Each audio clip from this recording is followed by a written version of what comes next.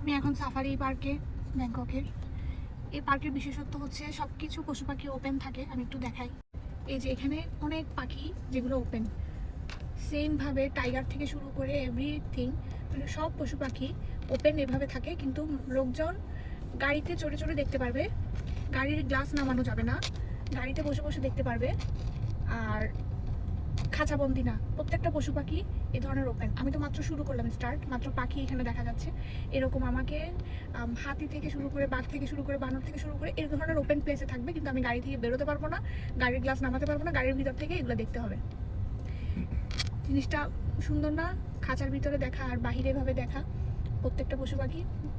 ধরে নেন যে আপনি একটা জঙ্গলে আছেন, কিন্তু সব কিছু আপনার একটা বক্সের ভিতর থেকে দেখতে হবে, যাতে করে আপনি প্রোটেক্টেড থাকেন। এই যে এখানে জিরাফ, এগুলো সব ওপেন। সেমভাবে যারাই আসছে সবাই গাড়ির ভিতর থেকে দেখতে পারে, গাড়ির বাইরে যেতে পারে না। সাফারি পার্কের সাথে আরেকটা ইনক্লুড আছে মেরিন পার্ক, ওটাতেও যাব।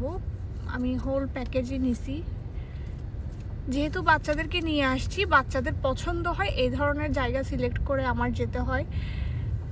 আর যদি আমরা হাজব্যান্ড ওয়াইফ হানিমুনে আসতাম তাহলে হয়তো বা আমরা আমাদের সিলেক্ট করতাম আমাদের যেটাতে এনজয় হয়। কিন্তু বাচ্চাদেরকে যেহেতু নিয়ে আসছি, ফ্যামিলি নিয়ে বেড়াতে আসছি, তাই ফ্যামিলি যেখানে সুইটেবল ওখানে যেতে হয় আমাদের।